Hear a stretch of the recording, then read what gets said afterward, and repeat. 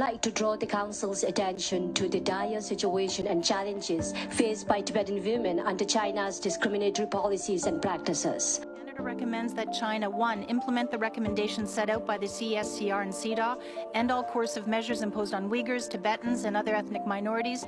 Immediately abolish cursed residential school systems imposed on Tibetan children. Cease harassment, surveillance, and threats against individuals abroad and in China, including Xinjiang, Tibet, and Hong Kong. Before going into details on these resolutions, it is important to know that what kind of resolution it is.